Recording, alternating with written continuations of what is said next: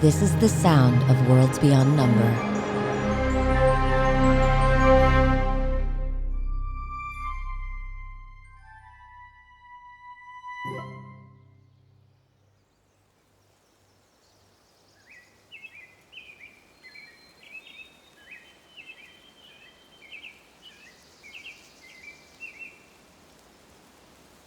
Autumn.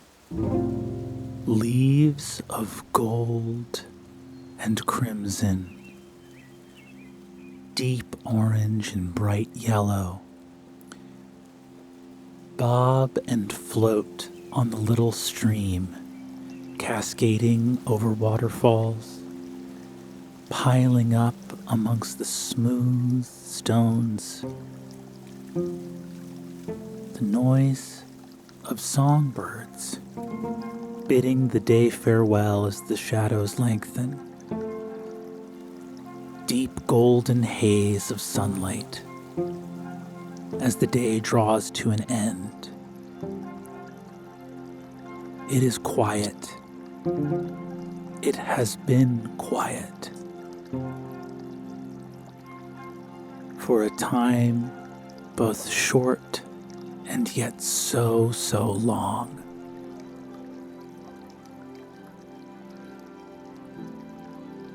By a tiny little 4-plank dock built solely to dip one's feet into the water,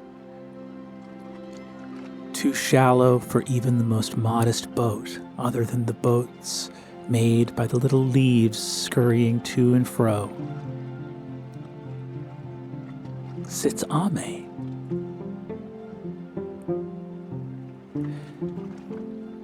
The warmth of the sun sinks into the fabric of your clothes. Where your skin touches your shirt, you can feel it almost hot like the top of a stove, and yet it sinks into your skin as the sun soothes whatever now moves upon your heart. A voice moves across field and garden from a warm wooden doorway. Ame, I'd love some help setting the table, darling. I give myself just a moment more to take this all in, to sit, eyes closed, feeling the warmth, and hearing the crackling of the leaves as they crunch underfoot with little critters running around. Coming, Grandma Wren! Make sure to check the pen is closed on your way in. Mm-hmm.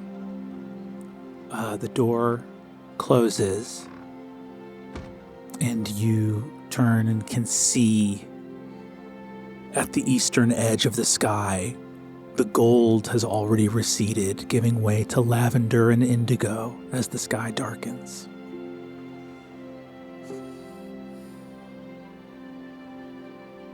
I shake my feet so that the water droplets sprinkle, dry my feet, slip them back into my little boots, and I start walking back towards the cottage.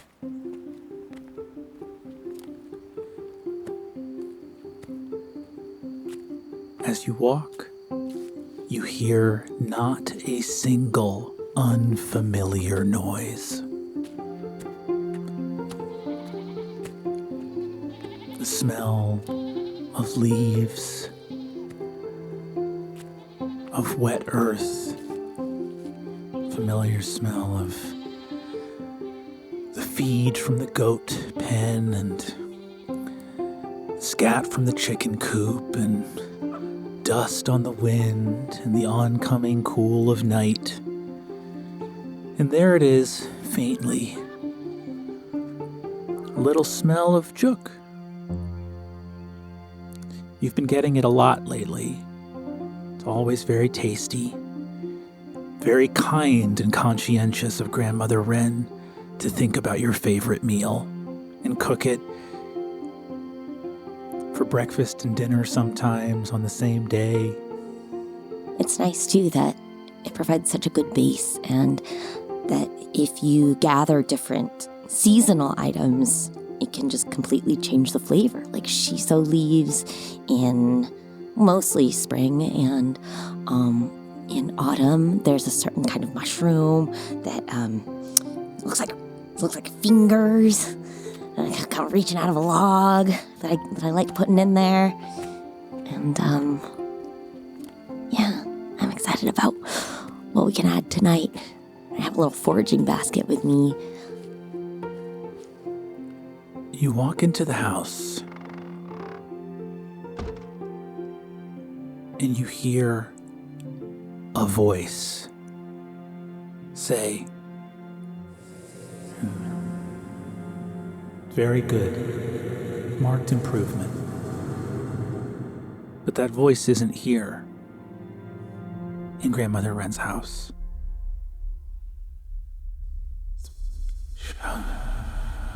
It's the first promising sign you've seen. Grandma Wren, can you hear that? You go to say that, but you don't say it because you didn't say it. Not here. Not in this memory.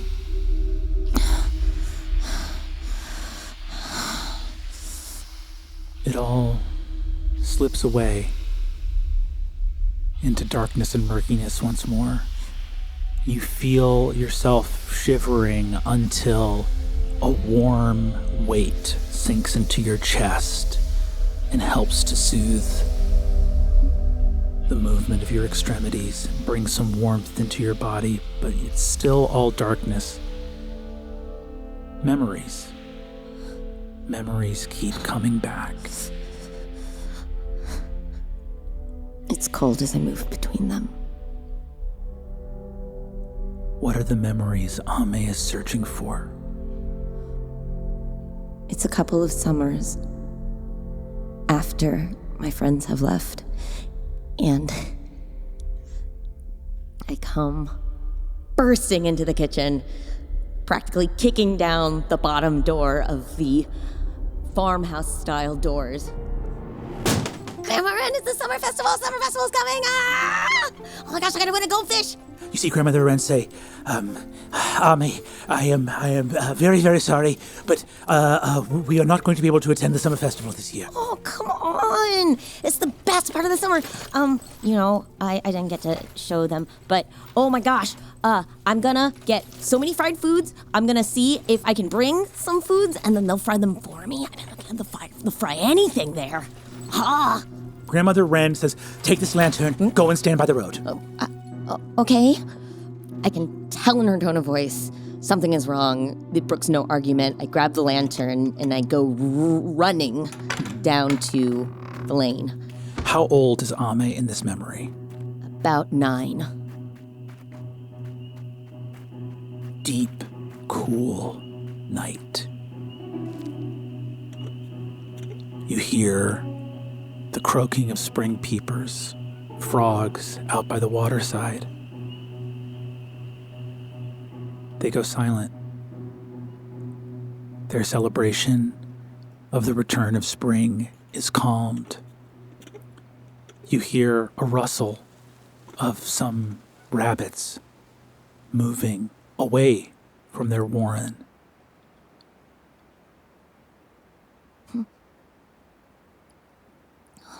Looking down the road in either direction, you don't see anyone approaching. But it's not always about seeing. I listen for the sounds. Perhaps there's a traveler coming, or should I be listening for hoofs? I smell. Is there something around? Is there fires?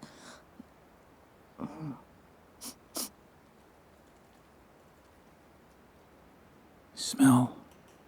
You listen.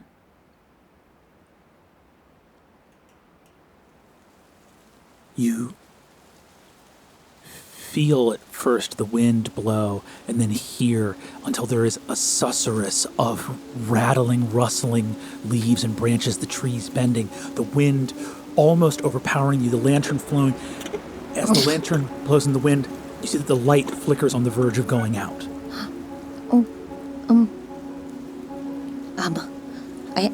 I rummage around through my pockets. I'm pretty sure I have some sort of spare bit of candle or something that can help bolster the flame. As you go to help bolster the flame, you get an extra candle. You move your cloak up around to light this second candle. And as you light it and drop your cloak, a figure is standing, looming over you in the road. Hello? I'm Ame. And I put up my other hand that's not holding the lantern. And to shake. I put it down.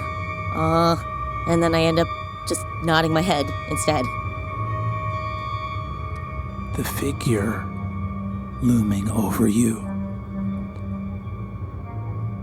is perhaps a woman of some exceptional height.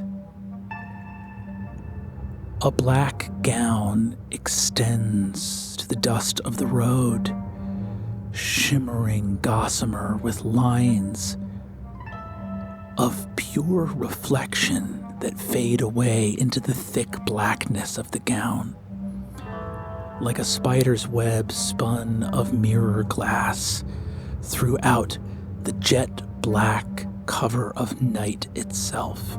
No shoe or slipper can be seen. Indeed, the gown seems to stretch all the way to the woman's shadow, cast by the lantern behind her endlessly into the forest on the other side of the road.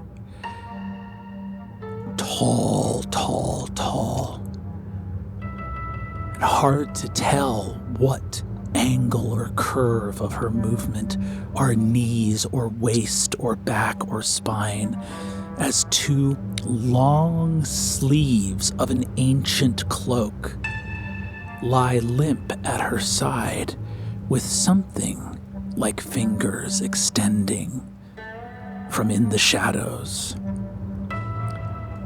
Illuminated by the lantern, you see a headdress or crown of many spines of shadowy black, like the quills of some deep-sea monster, and a face that you wonder whether it is regarding you in neutral impassivity until you recognize that it is a mask.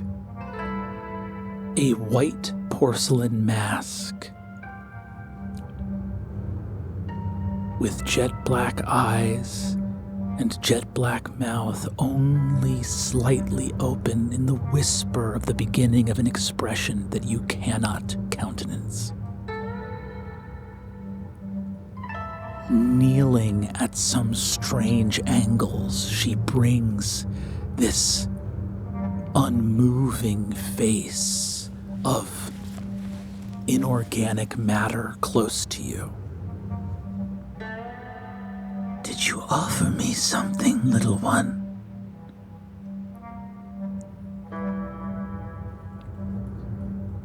I really like your outfit.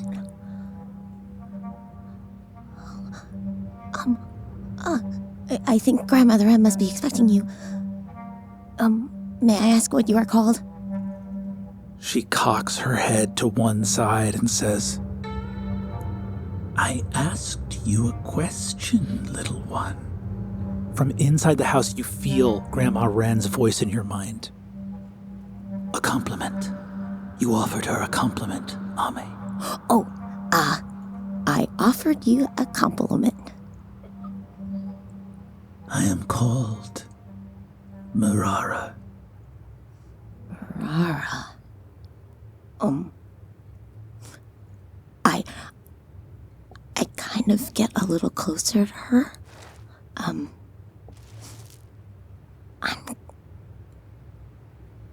Are you, I don't know the protocol for this, but should I call you that too?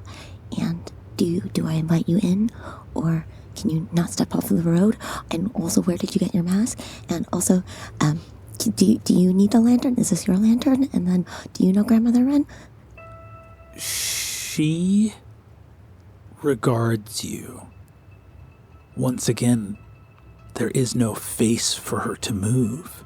There is no point of light within the openings of the mask's eyes. She says, "You have come to light my way from the road to the door of Wren's abode." I'm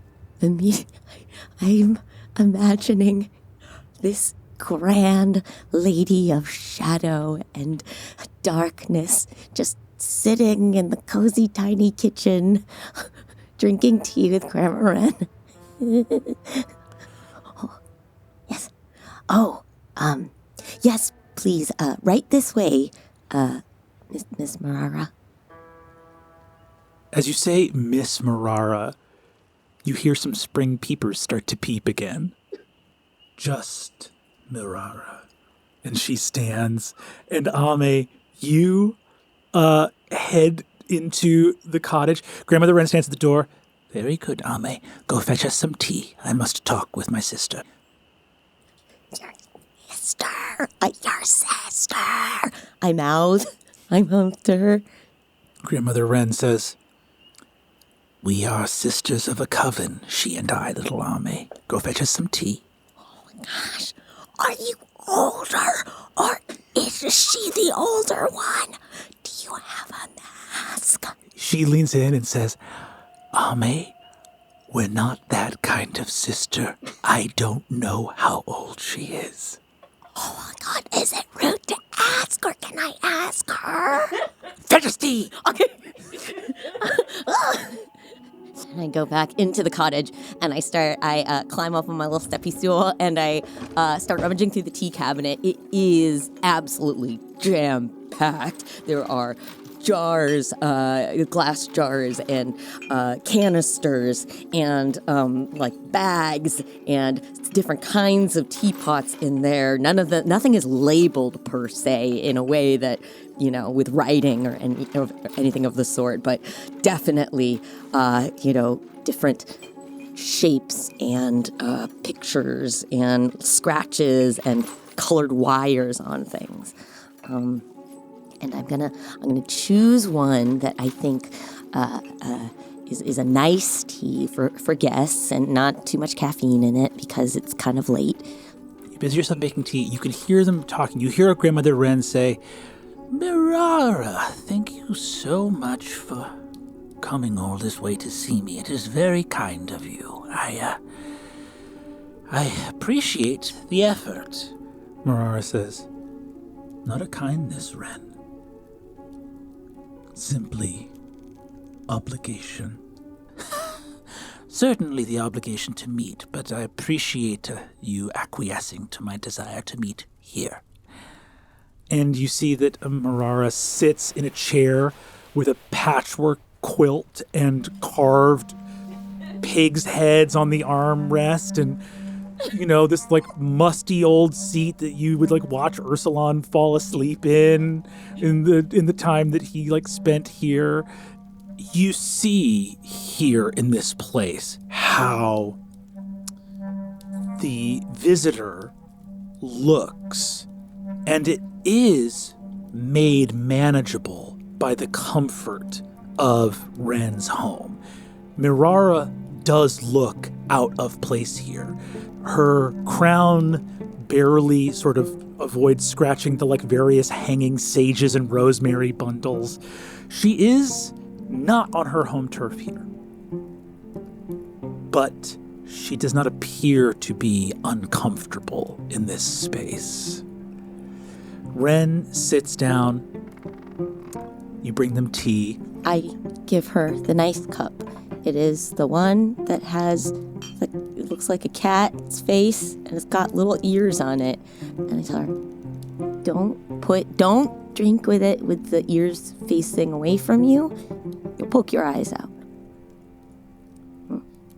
You watch as a skeletally thin hand that appears to be clad in a glove that covers claw-like fingers and extends all the way up as the hand and arm emerges from the center of her chest,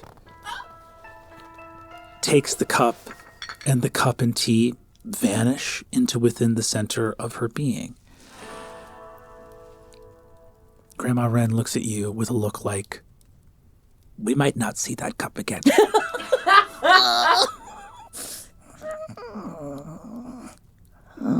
I'll go get another cup then. As you go, you hear them speaking. You hear Marara say to Wren, time does not appear to be on our side, Wren. The world moves, whether we will it or no. Not always can the comings and goings of great happenings dwell pleasantly in your realm. A decision must be made. You see, Wren goes, well, I think you know my decision, Marara. And I think you know where I stand. If these tidings cannot sway you, what event possibly could? You see, Wren leans forward. Grandma Wren says, perhaps none could sway me. There is a long pause here, and Marara turns to regard you, Ame. The voice emerges from the mask, and again, you can't tell if there are lips moving behind fabric under the mask or not, or if instead this is simply who and what she is. But you see her turn to regard you. Your little apprentice offered her hand to me on the road, Wren. An offer of friendship, or an offer of a hand. I wouldn't get so cross, Marara. Marara turns back to Grandmother Wren, saying, do I seem cross to you? For you, Marara, this is positively irate. I am forced by circumstance to act at the boundaries of what is mine to do and undo, to see my obligations fulfilled. These are desperate times, Wren, and if I am offered something as special as the hand of a great apprentice, if you will deny me other tools to address these problems... Marara, I've never known you to refrain from a fight you thought you could win. It's a long silence, and Grandma Wren says... If you start to laugh, Grandma Wren whips her eyes over to you. Grandma Wren stands up and says, Ame, go to your room. Grandma Wren, okay. Yes, Grandma Wren. As you turn to leave, Marara turns to look at you, and Grandmother Wren, almost without thinking, just kicks the ground as she turns so that Marara can't complete her look to you, Ame, and looks back at Wren. Wren says, just an observation about your character, Marara. Different from my own. I refrain from fights I can win all the time. Fully, tea in mouth, shaking with her hand. The cup is shaking in her hand. I scamper over to my room, and I whip behind the door and crack it a little bit. Are you trying to get a look at Marara as she leaves? Just a little bit. Give me a wisdom saving throw. No! That's an 18. Okay, not bad. My mind is not blown. You catch just the barest flash of black as Marara moves to the doorway. As on the lawn, Marara turns to say, "There is much the Coven can do without full unanimity. We can act if need be, Ren." Of course. That's your business. If you and the others see fit to act in a certain way, you are welcome to do so. As you've said, it will not be with full unanimity. Best of luck, Marara. I trust that you will see to yours as I shall see to mine. There is a strong noise of wind, trees shaking, and you hear Grandmother Wren at the door for a long moment. You hear her go into the kitchen. There's a cabinet open that you don't hear open that much, and you hear a little of a flask opening and a long drag of a pull from a flask. And I wait for the sigh to almost completely be done, and then I come bounding down the stairs. Hello, Ame. Cameron! Very well done. Thank you. I'm sorry you had to send me to my room. Oh, was that? Coven? Sisters?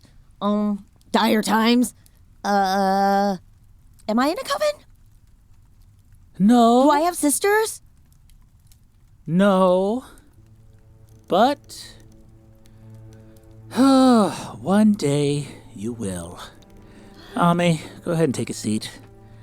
and she gestures to a little place by the fire. She says, "Throw another log on there. This is going to be a while." Mm-hmm. I throw a log on there. Grandma Wren comes over to you and says, "Can I have a drink too?" "You heard that?" Oh, Gosh, rascal. No, you cannot have a drink. These are dire times, Grandma Wren.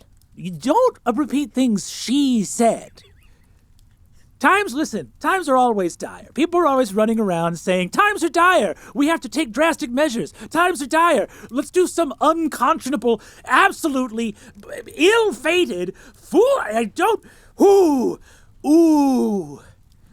I am vexed. You see Taro sort of appears and flutters off to the side. That was my sister, one of 4.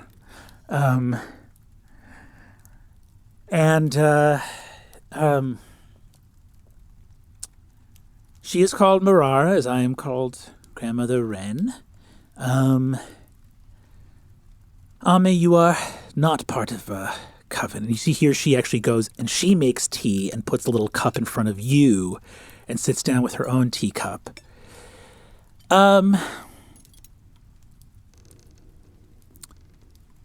Across all of Umora, there are many, many witches in a vast and broad tapestry of those of us called upon to see to the ways and bridges and paths between the world of spirits and the world of Umora. Our earth, our home, is blessed and fortunate to be tied forever to the world of spirits. Mm-hmm. It is within, amongst, beyond, between all places. And there are many parts of managing 2 worlds together that are, in fact, one. It's. Are you saying that they're all? There's a free flow between spirit world and our world, and we have to help that interaction? Yes, it's about as complicated as it could be. It is useful to think of a world of spirits and a world of people, for indeed that is how they most often regard themselves. But the truth, I feel, after many long years, is that it is one. That we are all one. And that these distinctions We accept these distinctions for their utility and often do not see the price we pay for that usefulness. You will have a coven one day, and you are almost 10 years old, which is very young, but old enough perhaps to know that for fate or fortune, the coven you will inherit from me one day is the Coven of Elders. Coven of... Is that why you're a grandma? Will I become a grandma when I inherit it? You can. Is she gonna be my sister? Grandma's sort of a nickname that I like. What you will be, Ame, is the Witch of the World's Heart. And you see that she takes a lovely little wooden, polished, varnished thing of warm yellow-brown wood up off the mantle and sort of dusts it, and there's some old writing on it in this, like, beautiful sort of flourishing script with little roses around it. And you see it says, there's like a little poem on it that you've seen sort of your whole life. It just reads, of open hand and trusting face, a home of homes does all embrace. She says, of the Coven of Elders, there have been many witches. And of these witches have there each been many people. I am not the first witch of the world's heart. There were others before me. But for the past 172 years have I... Oh, my goodness. Hey, relax. All right? It's not that old. There's older witches than me, considerably older witches than me. Witches have areas that they steward, that they tend to. Mm-hmm. And the areas of a witch's care are in some ways her domain, although that word I have never quite enjoyed, because there is no... Whatever response, a witch does not have authority, she has responsibility. And you are responsible to what you represent. And I will say it is your freedom to refuse this coven and this position. No. I want to steward something. All right. Well, I'm glad because, I'm getting older and I put off finding an apprentice for a long, long time. And I think, honestly, there are risks with bringing on an apprentice, I think, too early. No one wants to be an apprentice for 100 years, but I also, cutting it a little bit close, but the Witch of the World's Heart, of the Elder Coven, there are 5. You see that she gets sad here as she says there are 5. You almost wonder if there have always been 5. Have there always been 5? When I was young and first succeeded to the hearth and home of the world's heart, there were 7. And I believe there have been as many as 13. Many great witches have been lost. The witch that you saw here earlier tonight was one of my sisters. She is the Witch of the Waning Moon, Marara. The Witch of the Waning Moon. And of my sisters, who remain, there is Grimoire, the Witch of the Wild Hunt, and there is Hakea, the Witch of the Woodland Green, and there is Indri, the Witch of the Wind and Stars. And each of us... Was there the other... There's a lot of W's. Is that... Did you name it because it alliterates with witches? You know, Wild Hunt, Woodland Green, Wind and Stars, World's Heart, Waning Moon. The naming convention is secondary to the auspices of these various positions. But yes, an observation well made. There is a strength in names, and those names were selected for those reasons. But truth be told, the categories of our coven do not seem to... the names didn't come first, in other words. Oh. So then why did the other witches that are no longer on the council, the ones that you lost, didn't they have heirs or apprentices? They did not. One of them never took an apprentice, though she was made aware many times of the danger in not doing so.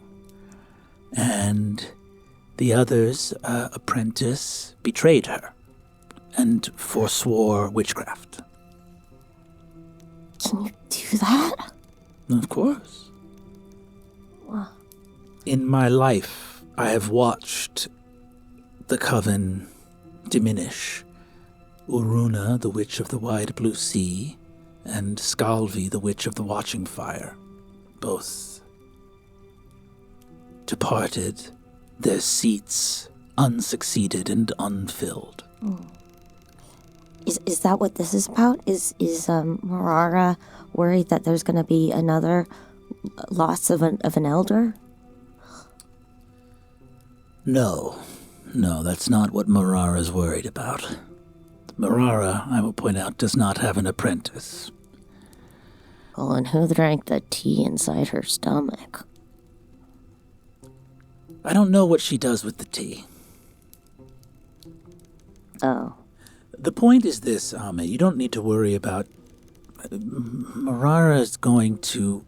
There's always some problem, but as far as I'm concerned, when Marara's got a problem, we're all doing better. The important thing to know about the Coven of Elders, Ame, is that witches are those who practice witchcraft, and witchcraft is about understanding. Witchcraft and magic itself flourishes when we understand. And there is much in the world to understand. There is value in the truths that we are all able to speak to. And though I don't like Marara's truths, and she definitely does not like mine, they are there. Well, how can they be both truths if you guys disagree that they're truths? Because our world cares about what is true, and people care about what they want. And unfortunately, in some ways, witches, for the moment, have to be people too. So each of us is responsible for observing and understanding the nature of our world, for tending to it, for speaking to something that could unfold in a catastrophic way. But also, each of us, probably on some level, wants to see more of what we care about in the world. That second part is a I don't know, call it a personal ambition. I think the world would be nice if it were nice. Some people feel differently, and witchcraft, in its beneficent wisdom, in its beneficent, see, she stands up and waves her broom as the shutters. In its beneficent wisdom, I also stand up and I get on my chair. Beneficent wisdom! yes, Ame. Remember always that some portion of magic is yours to wield, and that the world contains many, many truths.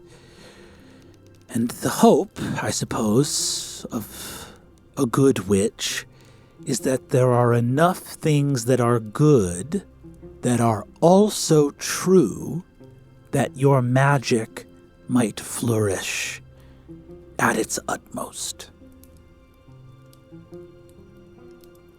How do I know that the truths that I stand for are the right, or the beneficent ones? How do you know if you're doing the right thing? Oh, yeah. Great question. Let's spend the rest of our lives figuring it out. Don't give me that sigh, young Ame. It's a very worthwhile endeavor. Yeah, but can't I just get to be like what you are and just know? A little tear comes to Grandmother Wren's eye. Well, I know nobody's perfect, but you do a really good job of it. I mean, you always seem to know. She leans down, puts her puts her nose at the edge of your hair and just closes her eyes and puts her head against your head and goes, You're coming in at the end of my story. And whatever wisdom you think I have, I can only assure you that my ledger is filled with the mistakes that bought that wisdom.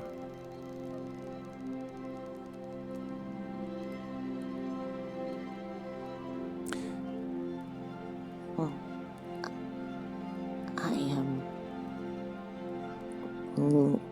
I can feel her breath on my little bowl cut, ruffling the hairs. And I can smell her warm smell. It's already warm on this hot summer night, but her kind of warm smell is different. It's cozier.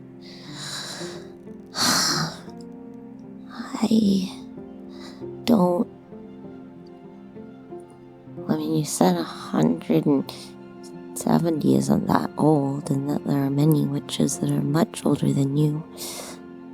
And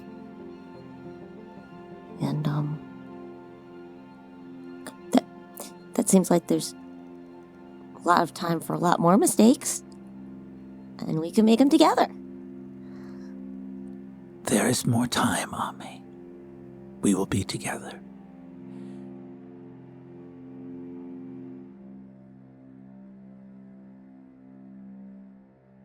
over the coming days and weeks, as memories flood through your mind, Grandmother Wren trains you in all the ways of the witch of the world's heart. And you begin to understand how strange and fluid these domains of witchcraft are. For the world's heart seems to be not a physical thing, but rather the magical tapestry of all of the ways in which parts of the world move together. There is a magic to compassion, understanding, insightfulness, moments where a choice to grind and dissolve and dismember instead becomes a choice to come together to grow, to have two things join and become more than the sum of their parts. It is an idea almost impossible to articulate, but you begin to feel it working in the world. The idea that within the domain of this witch of the world's heart are all of those moments where a creature, a category, a concept, things large and small, and things that might not even be said by most folk, to have the ability to make a choice. Make the choice instead of being afraid and moving away and dissolving and disintegrating, to make the braver choice to instead connect and move as one.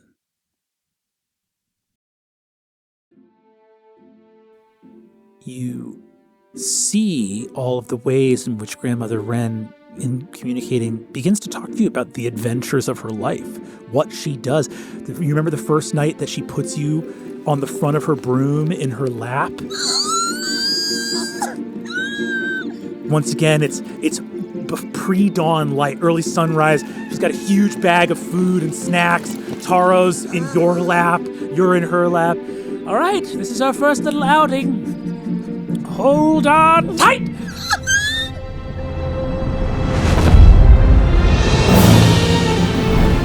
Wind in the trees, the fog clears as she takes off into the sky. And at first, it's treetops, and it's moving, and it's wind, and it's everything. And then it's even higher. And then, oh my God, you're seeing farmland. You can't even see buildings anymore. Oh, you're way too high. You're in the clouds. This is too high. Put your scarf on. You'll catch pneumonia. Just fully, like shouting at the joy and the pure freedom of movement and sky and air and stars and it's wonderful. I close my eyes and it really, I feel,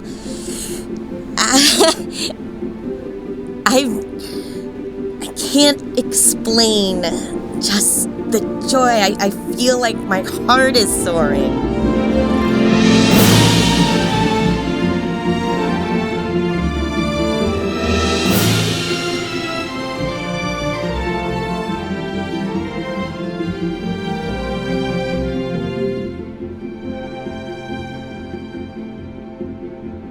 She takes you on some very simple, minor adventures. Mostly things where she has to go somewhere to retrieve something, find something that was stored away a long time ago. Many of her adventures at this time have to do with old friends and allies dying, passing away. That there is a moment of ages changing. She communicates to you how vulnerable the transition will be on her passing, which, as painful as it is, she talks about with some regularity, especially as you get later into your teenage years. She just has to be honest. And specifically, that you will come into a great power that you will not have her experience or wisdom in wielding. And there will be a very fragile time for essentially the office, the station of the Witch of the World's Heart will have moved to new and inexperienced hands. And with no judgment or castigation, she just has to warn you how dangerous a time that will be for the world. And over these years, you realize essentially that in this Coven of Elders, and of those elders, you don't even meet the other witches. She doesn't bring you on those meetings. But unless you would desperately ask to go on one of them. But the other domains, the Wild Hunt is a monstrous witch. One of there are other rhymes that she gives you in a children's nursery rhyme almost for each of those stations. For the Witch of the Wild Hunt, there's a little rhyme that a little fairy in the attic of Grandmother Wren's house repeats for you. Where beasts have tread and monsters fed, the bloody fanged maw hath led. And it's very cutesy, but you're meeting that person in person would be very intense. The Witch of the Wind and Stars, who apparently lives at the far northernmost point of the world, in that same little sing-song rhyme about these great witches of old, of frost and stone, of ice and throne, the ruler of the self alone. And the only one that sounds like close to being like a person you could hang out with is the Witch of the Woodland Green, which is the holly branch and towering oak, the limb and leaf and thorn her folk, which seems like pretty like, okay, nature. Yeah. Okay. This is doable. I commit all of these to memory, and I imagine what the witches will be like. And maybe some of them have apprentices, and maybe they're other witches my age that are also learning these rhymes and that I can meet. And maybe the one that's from the Wild Hunt is like cool, like I'm imagining, I imagine like a female-looking Ursulon, like an Ursulon with eyelashes, and I just, I really apply myself because I want so badly to be part of this and to do right by Grandma Wren and to spend as much time with her as I can learning. And I bet that when I meet the other witches of the Coven, we can also have witty exchanges with each other. As you think about having witty exchanges with the one witch of the Elder Coven that you met, you come across the last little stanza of that poem, underneath the sign of the waning moon. The death of light, the end of might, the all-consuming dread of night. And you realize that of these stations, only one of them concerns itself with people. And that all of persondom in the world, all of the world of humans, exists in the purview of a single seat on that coven. There is much in the world that is spoken for outside of people.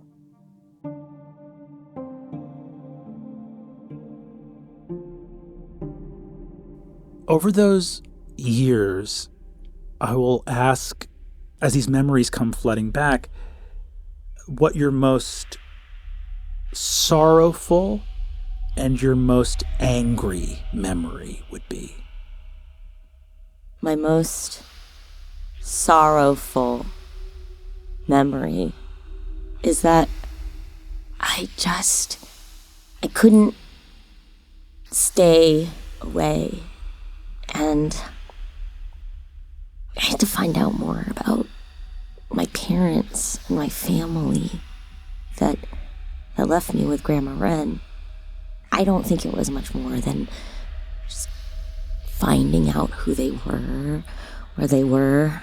I can't imagine that they live in a village too far from Toma, if they knew about the Witch of Toma and to bring their daughter there. But I just want to see what they look like, you know? And I know, I vaguely remember there were a lot of brothers and sisters.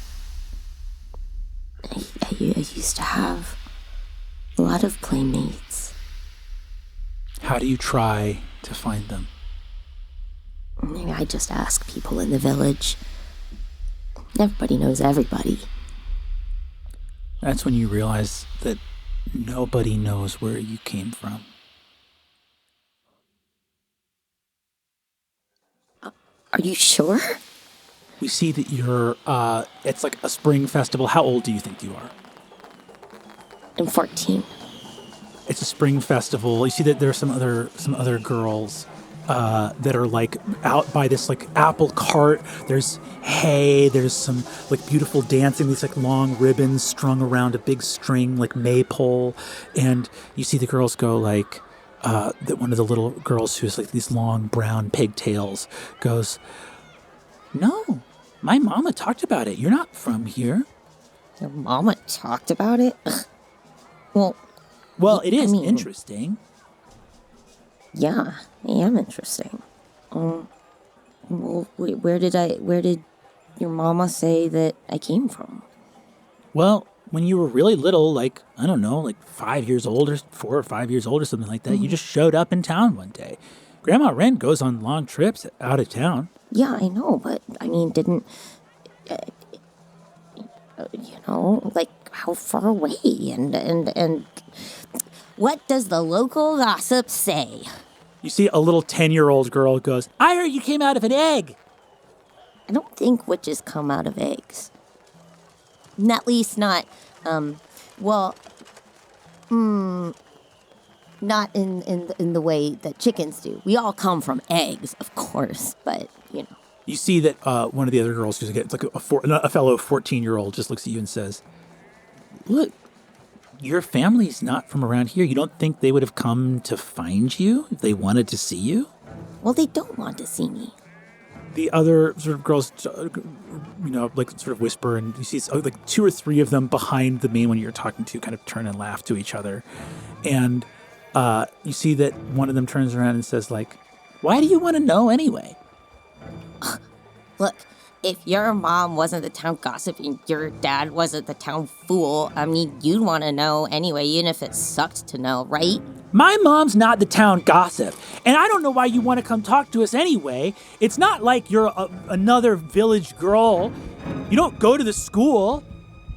You see this. You see that another one says, calm down. She's just like, she's clearly a girl, and she's like, no, she's a witch. I go, and I like punch her right in the face. Bam! You see they scream, and Wren, you feel Grandma Wren's hand on your back. Leap Bam. on her, and I start doing the windmilling my arm. Enough! You see she pulls you off. The girl is like bleeding out of her nose as you've socked her. You're out of your mind! What's wrong with you? I'm a witch! You see Wren goes, we don't need that, and then and pulls you out of there. Later at home, you are being excoriated. Are you thick? What's wrong with you? You can't attack. Look. Why can't I? Why does she get to say mean things about me and I can't do anything back? Because she's not trying to be good. Well, maybe she shoulda, and she would have gotten hit. Is there something someone in the world should have done? Oh my goodness! Someone in the world should have done something. Yeah. Let's every time someone doesn't do something they should, let's absolutely lose control. Great. Good. Okay, I would like to say that I did not lose control. You leapt on her and socked her in the face? Yeah, and I could have done magic about it, and I didn't. I'd say that's very in control of me. It gets dark in the cottage. Whatever you're glibly referring to has the power to rot your heart from within and turn you into something that you would never recognize. Do not glibly invoke casting magic to settle a score because of your hurt pride.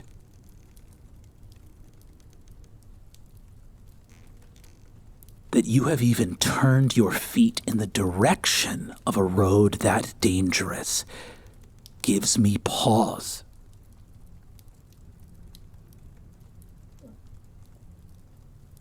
Well, what if I wanted to have that? What if once in a while I wanted to have a little bit of something and feel good about things and not always be working? Every summer, you know, you go to the festivals, or every spring you go to the festivals, and you give so much to all of them, and they don't even invite you in for tea like a normal person. What if I wanted to be a normal person? Sometimes I could make them think I was normal. Grandma Wren looks at you, sees this incredibly dangerous statement you have made. She walks over to you, picks you up, which is harder for her to do now that you're 14, and hugs you close to her chest.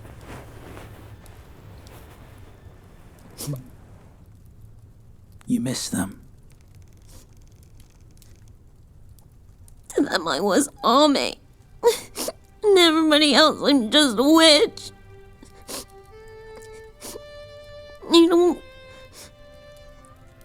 I can't be like them. And I don't belong with the spirits. But I only have you and them, and they're gone. I'm sorry, I didn't mean that. I want to be good. I want to be kind. I'm sorry. That's all right, sweet Ame.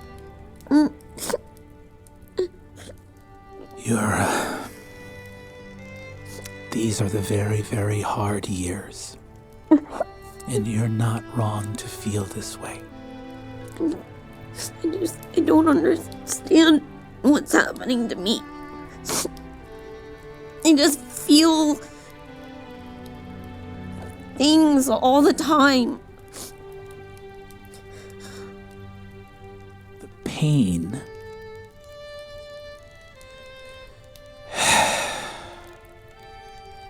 pain will never be able to overtake the cause of its appearance. Here, you see she takes a little sort of, she roots around in a thing and pulls out a little ball. It's like a little sort of soft blue ball. It looks like something that might even be like from the Citadel. And you see she holds it up in her hand and she drops it. She doesn't throw it. She just drops it on the ground and it bounces. And it gets like a couple inches away from her hand that she has to lower her hand to get it. It's a very wonderful little thing. Soft and Stone gave this to me because they believed that they would be able to come and visit once a year. And they wanted some toys for little Suvi here in the cottage.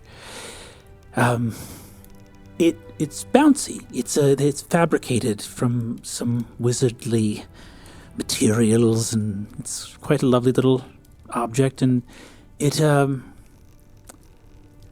when you drop it, it can never go higher than the point from which it was dropped.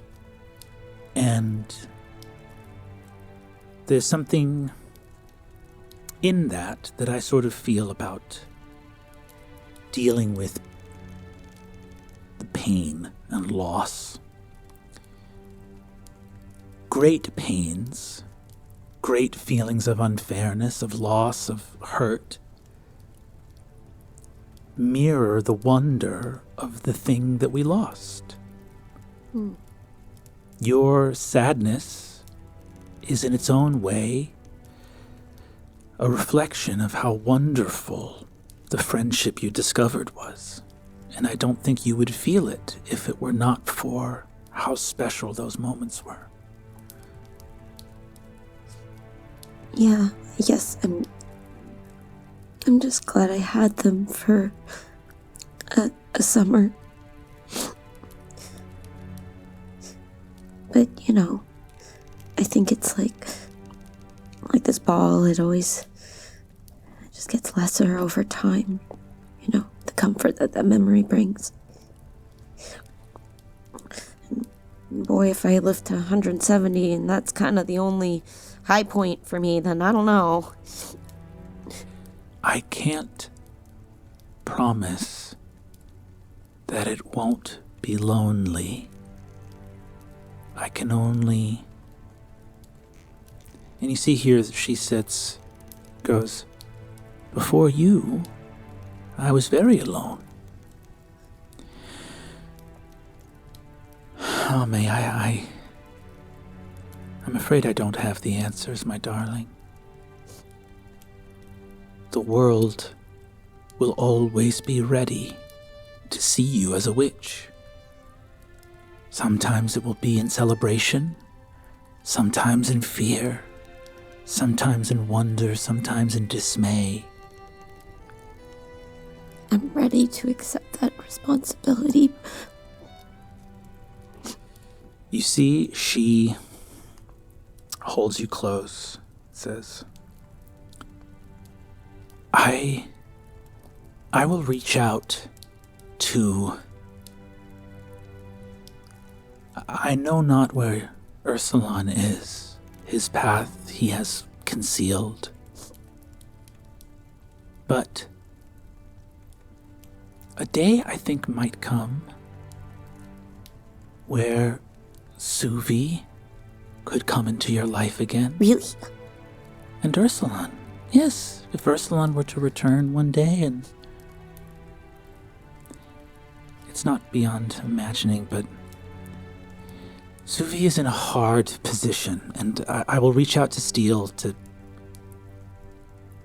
I have often reached out to Steel to inquire after Suvi to make sure that she is all right. I think it's time I told you.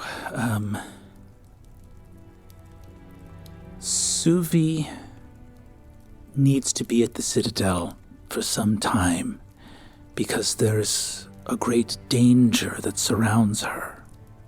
Can we help? Is she just safe there? Wasn't she there when her parents, they got attacked there before? What if they're attacked there again? She should come here. No, not here. There would be a safety here, but Suvi needs a place to flourish. And though there are comforts here, she has a gift, and she is gifted in those ways, and the Citadel has for her more books. Yeah. I hate to be that crass, but it's got way more books. She looks at you and says, "Do you want me to tell you?"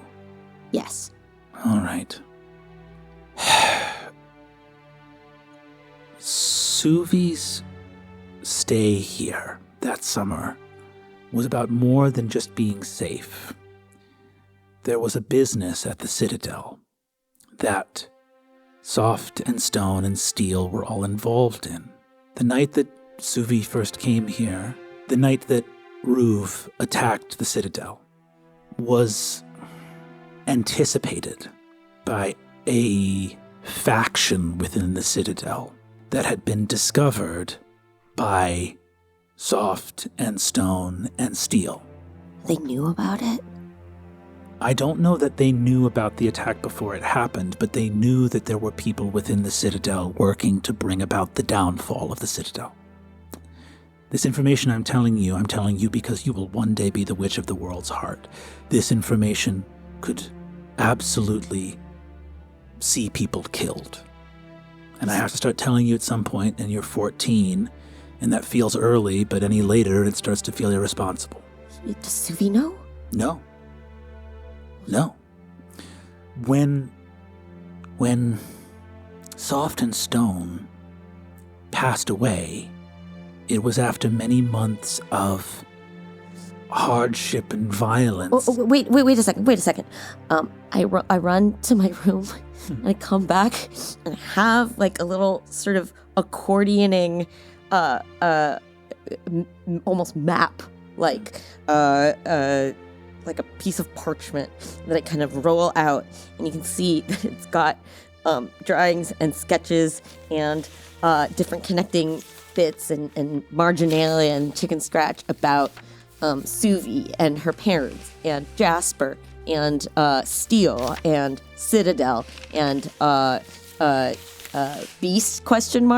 And just absolutely, as much information as I have been able to gather over the years. You see that she says,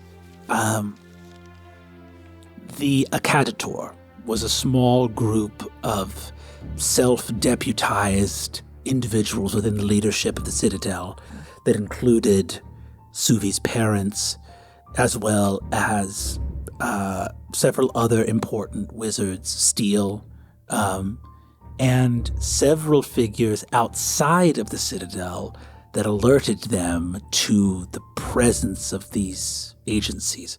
One of them was a man named Yoren, who was a shapeshifter from Gauthmai. The entity they were chasing, which I believe they jokingly referred to as the League of Whispers, was dedicated to the downfall of the Citadel from within. They discovered that, but unfortunately their own secret society was operating outside of the bounds of review because they believed there was a corruption within the Citadel, and they had to move extra judicially in order to cut the rot out, and it resulted in a prolonged series of secret violences across Umora.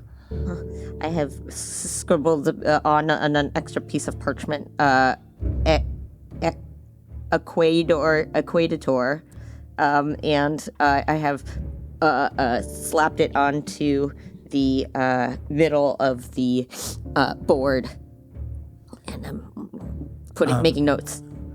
You see, she says, Suvi was brought here because her parents, they thought they had more time. And the summer that she was protected here, they were intending on coming back. Yeah. However, I believe that those individuals responsible were pushed underground, although Steele has often asked me if I had any idea where Yoren was. So his involvement, I have my suspicions about him and how loyal he ended up being. Regardless, Suvi, I do not believe that Suvi is in danger. That matter is now many years resolved, but... Are you sure? When Steele came to collect Suvi at the end of that summer, the primary targets of their investigation were dead or missing. But if there was no... Okay, well, if they were missing, that's just not here. That's not gone. It was all... dead. Well, it was all tangled up in... The issue with getting involved in that level of conspiracy is that if you have an enemy in Ruv and an enemy in Gauthmai and an enemy in Kamsaraza, and you come across one of them in a dark alley and they end your life there, they're not necessarily going to post a bulletin for your other enemies. Ugh. This is going to be very complicated, Ame, and a great deal is going to rest on your shoulders. There's much to do. And unfortunately, your position as Witch of the World's Heart is to fix problems that affect people. You'll do great. And yeah. You're sure there's none of the other witches that have apprentices that could, lend a hand or something? Well, I believe that the only two of my coven that have an apprentice at the moment are Grimoire and Indri. So I think Grimoire's apprentice is busy catching and eating things, and then Indri's apprentice is occupied with tending to empty hallways and corridors of icy crystal. Okay, well, that first one, we're all trying to catch and eat something. Second of all, that second one sounds irrelevant. I'm going to tell you something. What you've said is absolutely true. And you are magically prohibited, as am I, from saying that in coven meetings. Oh my... Wait, When you're in a coven meeting, you one can't day... insult somebody, like, magically? You can't? Oh, there will be tremendous repercussions if you insinuate that any of the other stations are not incredibly significant to the nature of magic itself. We are bound by laws of mutual respect. We are bound, Ame. You move from this memory in the final. Grandmother Wren tells you a lot that, honestly, these memories come flooding back to you, and of them, you remember there's like wild memories or whatever, or memories come flooding back to you.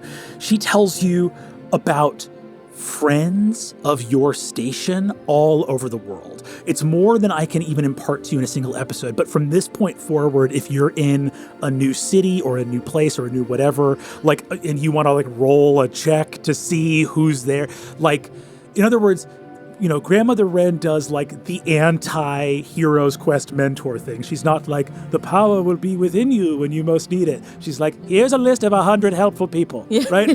She's like, this is exactly what's going on. She spends a life. This is the villain. This is She spends a lifetime training you. But of note, it's to give you an idea of the flavor. It's years of her not only training. Here's how you make a potion. Here's how you put a stitch in a magical garment. Here's how you do this. Here's how you do that. Here's how you cast a spell like this. All of this stuff that she's training you to be able to do. She's also flying you around the world, showing you places of significance, and she's introducing you to some people. She's she even tells you if you ever go to the Citadel, she talks about the friendly people there, where she's of course, Suvi, your dear beloved friend, is there. The Citadel hosts many people, many wizards, many spirits. Steele is someone that you can trust to do what she considers honorable and just, but if you try to talk to her about something that does not benefit the Citadel, you are going to meet a very, forgive the pun, steely presence. A good friend there is my old friend Sly of the Brooch, a very powerful wizard who's very underestimated in a good way. Gult, the artificer, is also an old friend, and there is a spirit that they have bound to their service in one of their libraries who is called Pomeroy, but his true name is Gwynfalmrathrael. And you see that... that was 2 N's or 1. Yeah, she spells the name out for you. Yeah. He is the Spider of the Wind. You may find him in Yes, gross. Gross. And she goes through an immortal man. She all over the world too. She talks about in the port of Cudroy on the inner sea of Ruve, there is a man named Thrawn who sold his soul to the moon for the chance to live forever. He made this promise a long time ago, so he's immortal, but he made a promise a long time ago to always look after his descendants if asked. He's a powerful warlock.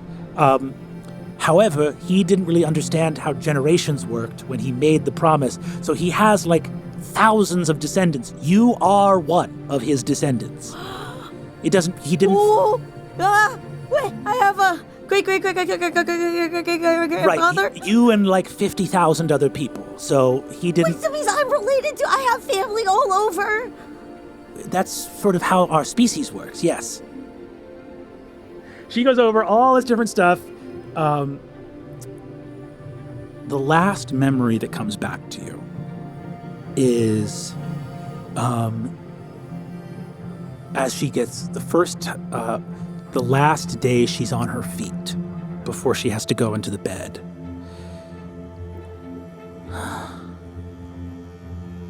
Ami, it's time for me to start handing over tasks to you. You see the big bed around her. She's breathing heavily. I understand. I have done my best to put as many tasks to rest as I can, so that this transition might be as smooth as possible. We respect all honored friends. The wild ones are as much a part of this world as its people, as the rocks and trees and rivers and lakes. There is a spirit that is moving upon the world in a way that I have never seen before. He has held his breath since the dawn of time.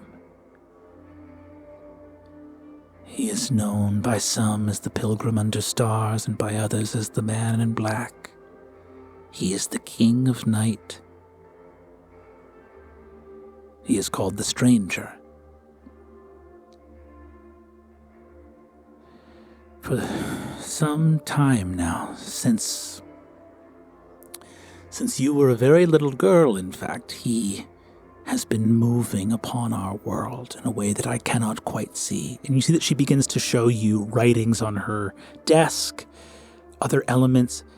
I have never found even a shred or scrap of what his name might be, and I believe that he has never been bound by any wizard or sorcerer of antiquity. He is a spirit of the night, of dread things, and earlier this month, while I was away, I was in a sacred place of the Coven of Elders known as the Grove of the Well. He appeared and attacked me there, and I fear he is coming to the cottage. How do I prepare for him? How do I... If he comes, do not grant him entry. This station still has power left in this sanctum. It is important that you not lose this home. There will come a moment after I am gone where, for a very brief moment, there will be no witch of the world's heart. And in that moment, he may strike. But you must act carefully, quickly during that time. But once you have inherited the home, all will be well. When you say he moves upon the world in a way that you haven't seen before, and he dared to attack you, what hope do I have against such power? You have the hope that you have the strength to provide. No more, no less. You see, she puts a hand to your face. It is not fair to be tasked with this. The door is open. I remember that little girl that I held weeping in my arms, who wished for a life where you could feel that you were of the tapestry rather than speaking for it. It is not fair to be asked to be a speaker for the world. And if you wish to put that task aside... No. No, Ami. Of course not. I mean to say, if you wished to put that task aside, there are none that could blame you, and I need you to know that I would love you all the same. My love for you is not built upon what you can do for this world. You have earned it every moment of the day by being just and only yourself. I love you so much, Grandma Ren. Thank you for always seeing me. She smiles. I will tell you everything of the stranger that I know. And I'll be ready. She goes to sleep, and you wake up.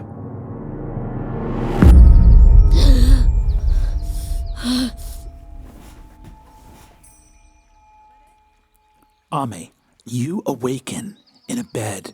Clean, smooth linens. Your belongings are on a small dresser to the side. A window is open, and a scent of jasmine comes in through the window on an evening breeze that you look out and see yourself and the stars moving in a strange way. You are in a town or a city, and you realize that the city is rising slowly.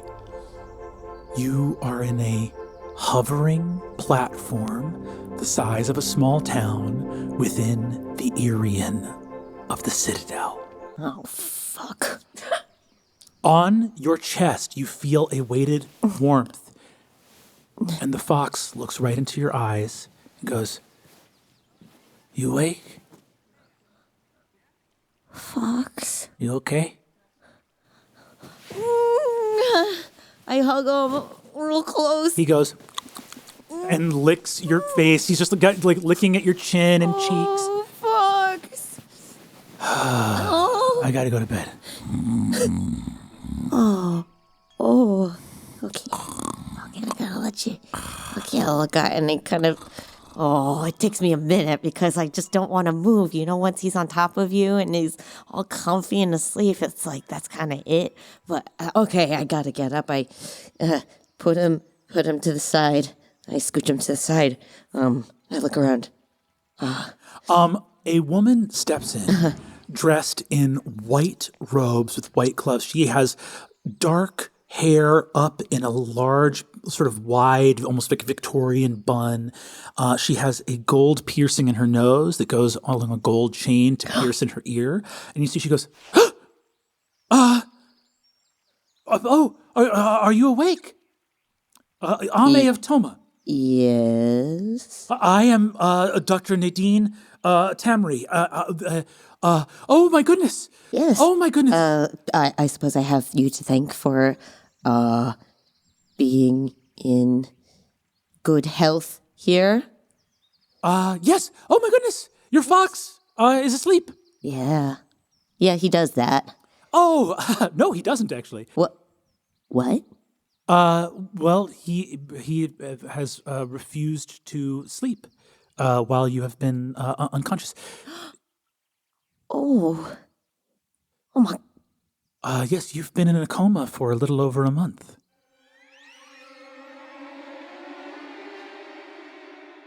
A month?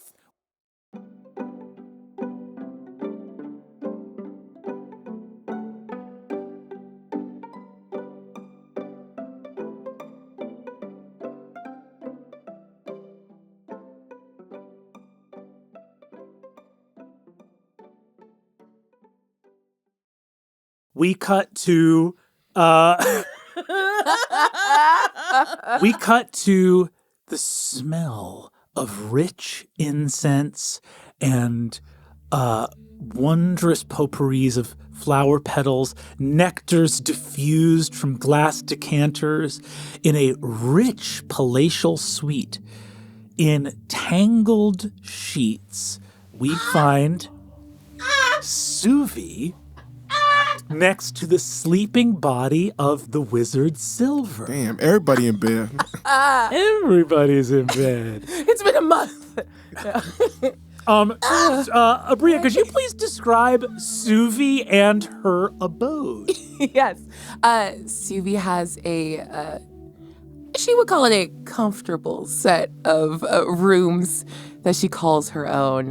They are very...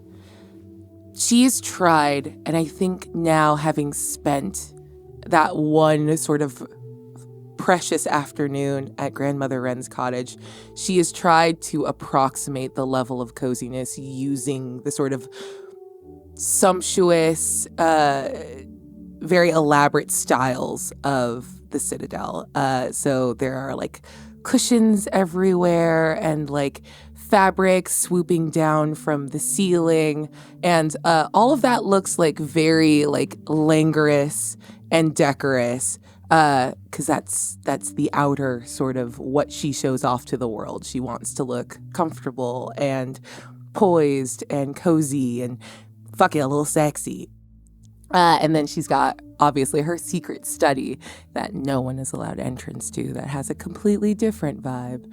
That's just a monomania dream of books and thoughts and things. But for now, she's here just sort of laying in bed and looking over at this very handsome man that seems to match this room quite well. And she's feeling very pleased with herself. It's like early evening right now, so Silver is very much not asleep. He's just sort of like resting his eyes. He turns over. You see that he has a bunch of scars on his body from combat, that all of which have been, as most wizards of the Citadel do, have been modified. So they are genuine scars that would have actually sort of impacted his good looks. And so he had them healed just enough to keep them, but keep them in a way that did not alter what he felt were his best features. I love wizardry. This is great. As he turns over, goes, How you doing? I'm doing better than before.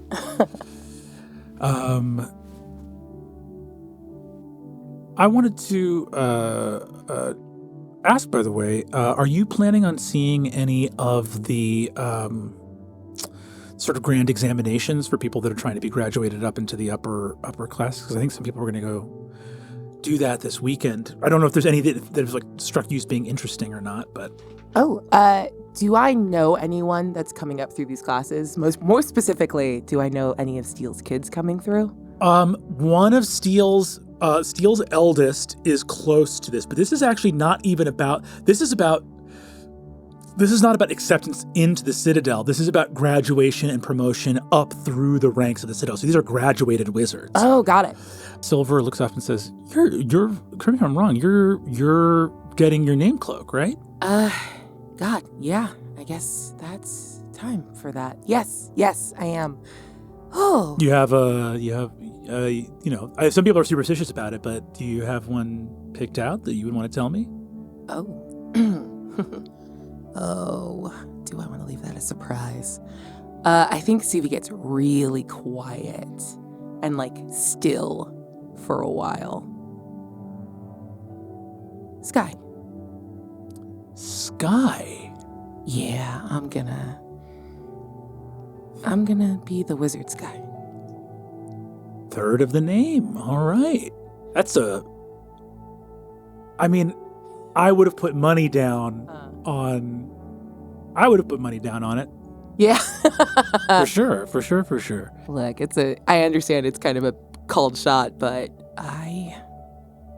yeah.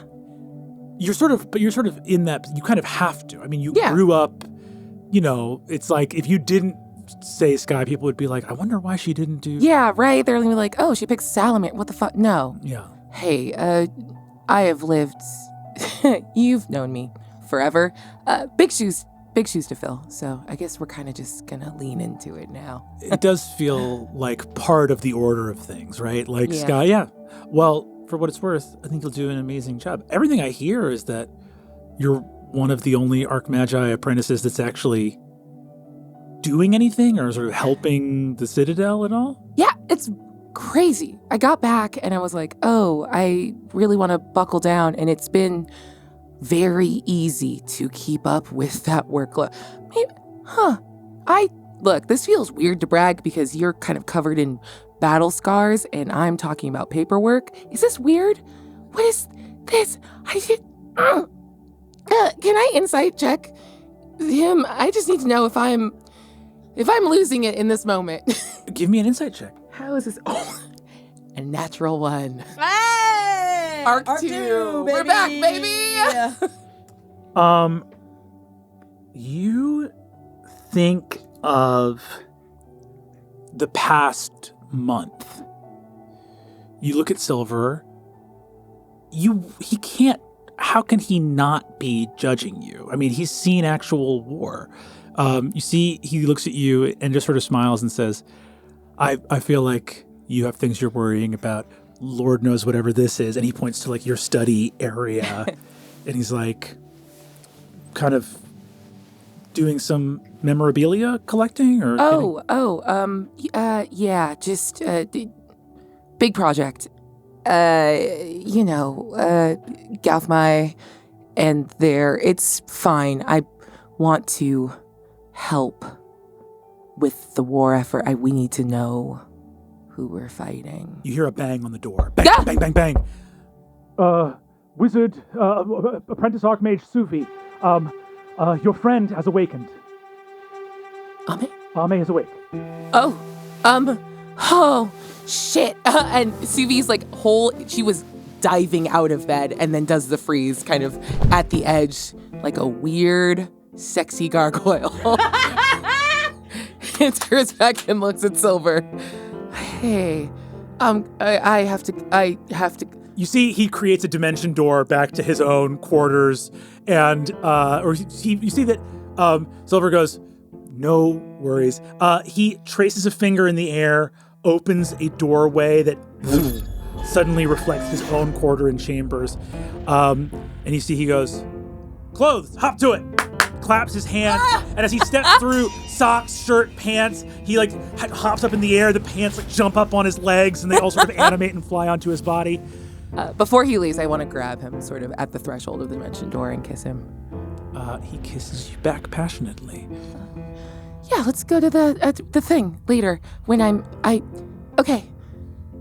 There's going to be a little get-together tonight. I think, I heard some people were going to try to challenge your guardian to a drinking contest. I will be there. He peels out, and you begin to... Suvi makes for the door, opens the door, slams the door shut, remembers she is butt-ass naked. The attendant goes, "Ah!" Oh, God! Oh, modify memory. You will not come quickly enough. 1 second, and I will analog put on clothing. You analog put on clothing, charge at the door, and you make it down to the bottom of your suite in Alabast Hall, looking at the rest of the court around you. Malacanth Court, one of 24 massive floating platforms that rotate softly and gently, helixing up and down through the massive glass tower of the Irian. These perfect courtyards, neighborhoods, small cities unto themselves in this massive, stretching to the sky, almost, 7 or 8 mile tall glass structure, boggling the imagination, rising into the sky of the white sand desert. Stars overhead. It is so bright here at night as the white desert reflects the moon and starlight back up into the Citadel. Racing out underneath a hedgerow of peonies, you see the supine form of Ursulon, or as he is known here, Bear of Silbury. I'm just asleep? What? Yeah, I'm asleep. Ursulon, please describe for me, if you would, what objects of consumption and comfort, which the Citadel so richly provides, surround you here at this flower bed, and the soft, supple grass that creates almost like beds of, comfort beyond what you could imagine, kept privately all throughout the Citadel. I think you see Ursulon splayed out. I think there are a number of very intricate, essentially to-go boxes from the different restaurants and eateries that he's been just picking at, a bunch of half-eaten things, and then bottles upon bottles of the nicest wine they'll give to a guardian. There is a silver metallic box of wrapped chocolate bonbons with small cream in them. You see that there is a long package with a kind of baguette-esque bread that has cured meats and fresh cheese and fresh green sprouts throughout it. You see that all of these just sit here as like birds and grasshoppers flit around, but these birds and grasshoppers are illusory, so they would never eat your food, and there are no ants to come and get them. So you can leave your bonbons. You can leave your bonbons right on the ground. Suvi, you see Ursulon. Bear. Oh, the God. full bonbon comes out of my mouth. I catch it. Put that down. Are you done? Are we allowed to? Can I come upstairs? Are you done? Oh, yes. But Ami's awake. What? Yes. What? Come on. Oh! And I just crushed the wet bonbon in my hand. Ursulon desperately trying to brush all of the crumbs off of himself. A series of prestidigitations. Oh, thank you. Yeah. That's right. Got you, bud. Magic. Gotcha. Crumbs, everything go away. As it goes away, you leave whatever litter or garbage you leave. As you exit more than 30 paces, you see there is a momentary eclipse of a rune of magic hanging in silver light, and a small dust devil whirls the refuse up and begins to move it in the direction of a receptacle. This is the best place in the whole It's world. amazing. So there was a moment where I was about to feel bad about just leaving a bunch of No, it's trash, fine. and then it's always fine. It's always fine. Thank you. Again, I'm sorry. I'm not sorry. But Yes. How long have you known? Is it just now? just now. Oh, okay. Yes. All right. You begin to tear across Malacanth Court. This is a central. This is the home of the Pyrian Dome, which is the meeting place of the Archmagi of the Citadel. Even for a place of riches in all corners, Malacanth is the place of highest clearance and business. This is the cream of the crop. Like the Archmagi of the Citadel have their quarters here in this place. The Tower of the Sword, Steel's home, is here in this place. As you run through, once again, it is not austere. The Citadel is far from austere. Beautiful marble and bright red bricks covered in flowering vines, huge fountains of golden statues where the water erupts in movement to ethereal music that plays from seemingly nowhere. You hear proud horns playing. This is not one of these sort of carousing platforms, so it's not bawdy here. Instead, it has a kind of peaceful, serene music that plays at certain fountains. And you see that as night sort of descends, people are very much heading to their homes. You see that a few little carts and places stay for those who have forgotten or skipped dinner. There's a small sort of umbrella where you see over a cart of someone serving shaved ice, who looks out as you rush past in this plaza with well-lit kind of wizardly torches that flicker in flame that is cool to the touch. Ursulon slows down for 1 second and then realizes that he should just keep running. We can get some later. We'll come back. Yeah, we'll come back. You know he only comes out twice a week. I know, but now we can show Ame. Yeah, that's right. Ame. There are many intersections. So Malacanth is very much not on a grid. So small alleys raise into steps that go up into a cobblestone across a wide avenue where troops can march up through another sort of curving street that moves away, a sort of hodgepodge panoply of various streets and buildings. Many of the buildings here fit a central civic imperial architectural style, but several of the buildings and towers here are of strange architectural styles that the buildings were moved here whole cloth from other places. Suvi's doing the rom-com run of in narrow alleys, she's in a full sprint, and then anywhere where someone important might see her, she's gonna do the slow, and we're good, and we're power walking, and then into a dead sprint. And Ursulon just keeps bumping into you. Oh God! I'm really not telegraphing this in a way that's out. It's fine.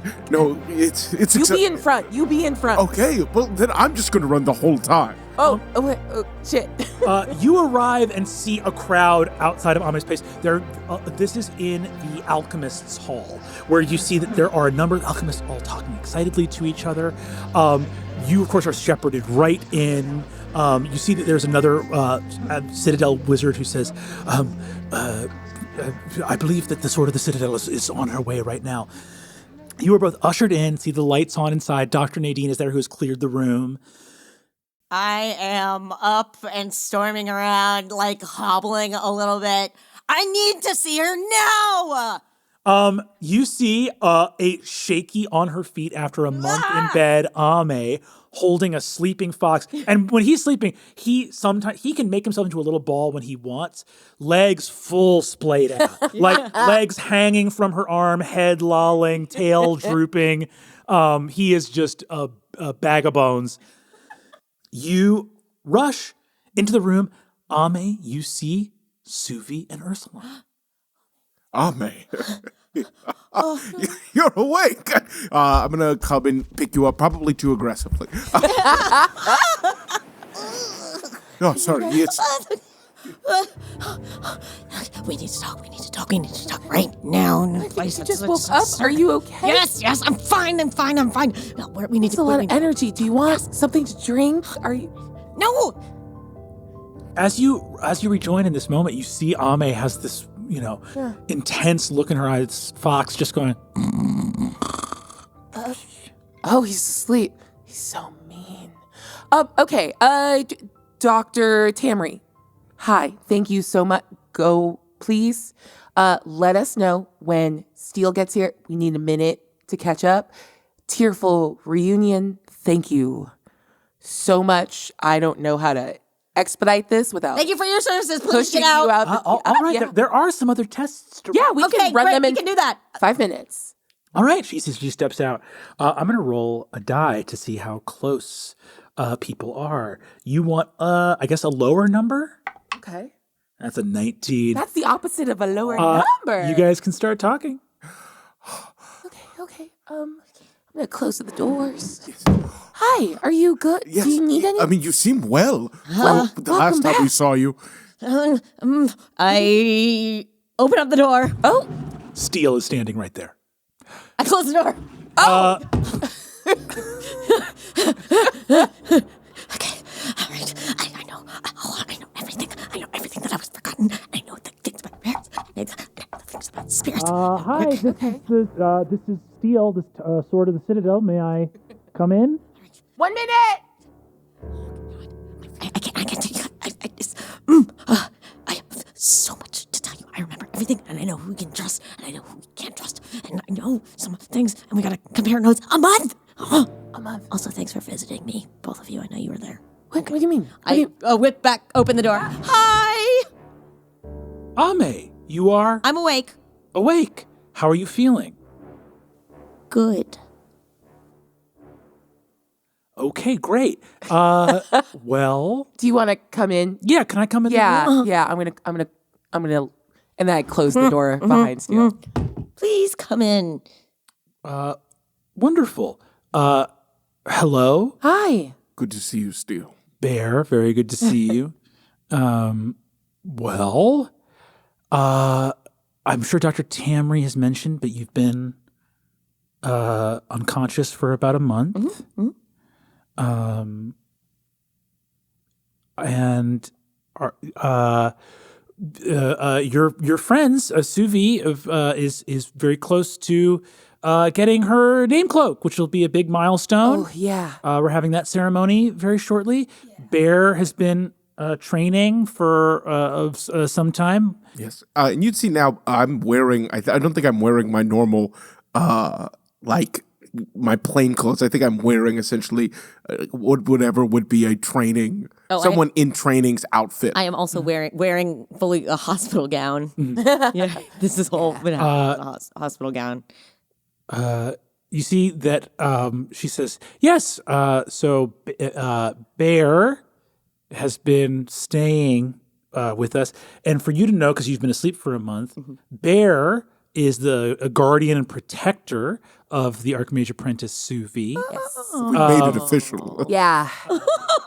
And there's a very foolish rumor going around based on the fact of there's a familial resemblance between Bear and Bear the human, Yes. who looks like a very familial resemblance to. This is like the most unsubtle you've ever been. She's maybe groggy and seemed very perturbed and slammed a door in my face. So I'm just trying to communicate to you. Oh, fair. Yes. Well, There's a very nasty rumor going around about Bear's resemblance to the late Soft, the wizard Soft. yeah, And- he's my half brother. The great thing about a rumor, Ame, is it gives people something to talk about, which is the thing you always need them to be doing. Right. Something else interesting, an interesting story. Great. So here I am in the Citadel and sorry, I'm a little overwhelmed. You're good. Right. Now, what's a name cloak? Oh, we don't have. So not so steel, and I just gesture at the massive armor clad, like kind of not really her born name. Wizards, you have a name, and then we kind of And then you get an S name. yes, and it kind of eats the real name out of the world because names are powerful. Remember, I got mad at you once when I was like, stop saying my name all the time. It's a whole thing. I'm sorry about that. God, so much to catch up. Anyway, I'm taking the name Sky. I mentioned it. Right, but that was just a pseudonym. You're saying that it will eat the name Suvi? Yes. So if I call you Suvi, does that mean that it doesn't exist anymore? No. Will everybody else hear Sky? Yes. Steel. Yes. Ooh, I just have to give them a bit of my name, and that's how they can still remember. Yes. If you want to give them, you don't have to give them your last name, but if you want to give them your first name, they'll be able to refer to you however they like, and the world will hear Sky. So if I say Suvi, then everyone will hear Sky. Yes. And I will hear Sky. I will hear myself say Sky. You'll hear Suvi. Suvi. You'll hear Suvi. But you'll know that you're not really, like everyone else is hearing. Also, as a point of order, not everybody gets an S name. Okay, yeah, it's complicated. There's things. So it's special. Sky. Soft. Stone. Stone, silent, silver. Yes. So that's a thing, and it's very cool. We don't have to. There's a lot of. Do you know Steele's true name or real name? Because she knows yours. Yeah, because she was kind of around when I was born. Sure, but do you know hers? Is that something you share each other's names? Wow, came out spicy from a coma. Typically speaking, Ame, children don't know their parents. Younger generations do not know the given names of their older generation. My parents died before they could tell me their name. I'm sorry. It's okay. Okay. Great. Sorry. A little bit of a diversion there. No, you're good. You're training. Why don't I though. know your name? You want to know it? Yeah. It's classified. Well, what if I want to know it? Maybe for Bear. If you stop dropping your guard Well- after a successful counterstroke. Well, you're being mean, all right? You make me do all the push-ups before, and I'm not as strong as I need to be toward the end. Oh, you're only going to fight people when you're not tired? Maybe, if I can time it out well. Well, you might not always be able to time it out well. Regardless, Ame, are you okay? You seem very agitated. Yeah.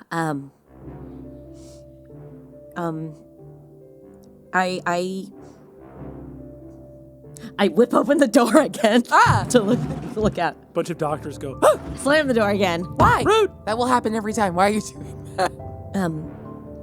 Steele, I remembered the things that Grandmother Wren taught me. That she told me that I had been cursed to forget. Great. That's really good. And if you ever want to talk about some of the things you remember, let's be really thoughtful about good places to have those conversations. Wonderful. You are a welcome guest of the Citadel for as long as you should desire to be so. Mm-hmm. And also, the traveling door to Silbury is functional again. So, if you would wish to return home, you may do so as well. Suvi just a little bit shaking her head like, no. I thank you. That is very kind of you. I very much appreciate the hospitality.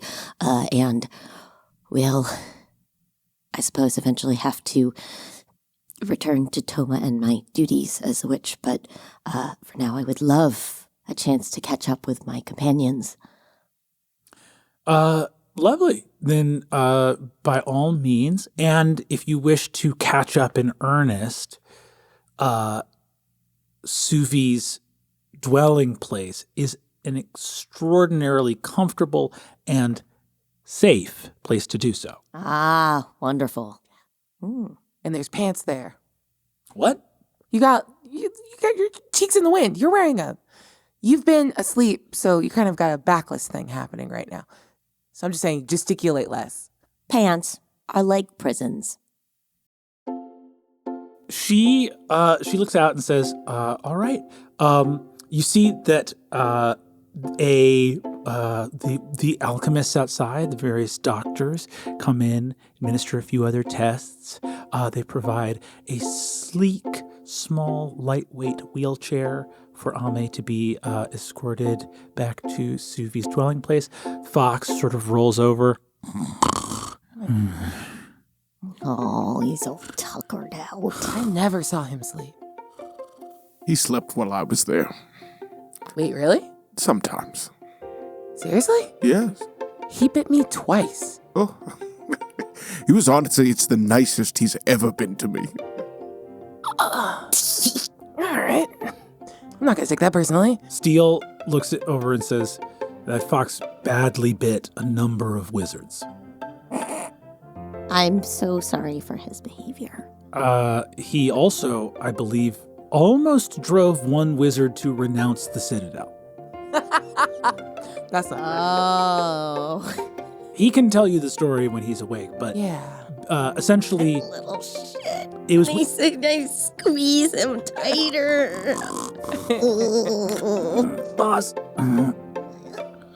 You guys move out, taking Ame back to your dwelling place. And Ame, for the first time, you are walking under the skies of a distant land within the realm of the Khemsarazan Empire, here at the heart of the Citadel.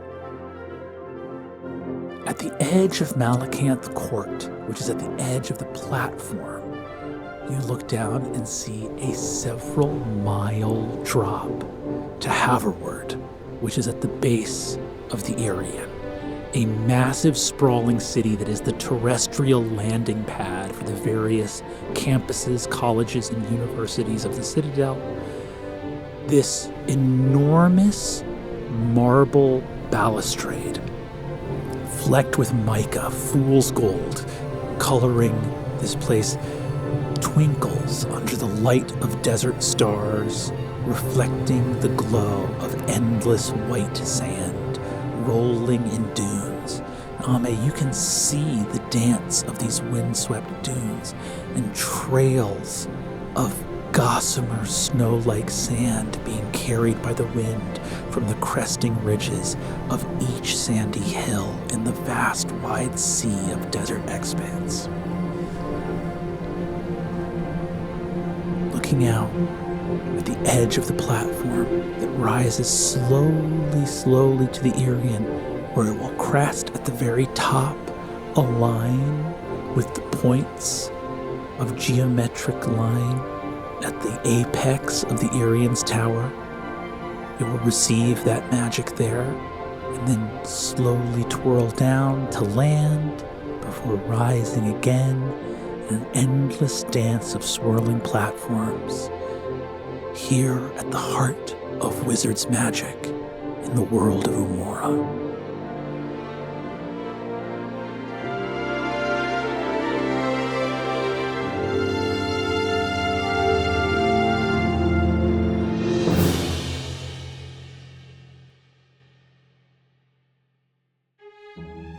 That was Lou Wilson as Ursulon, Erika Ishii as Ame, Aabria Iyengar as Suvi, and Brennan Lee Mulligan as everyone and everything else.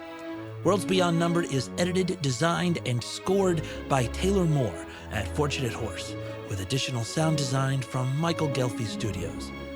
For even more like this, join us on our Patreon. We'll see you there.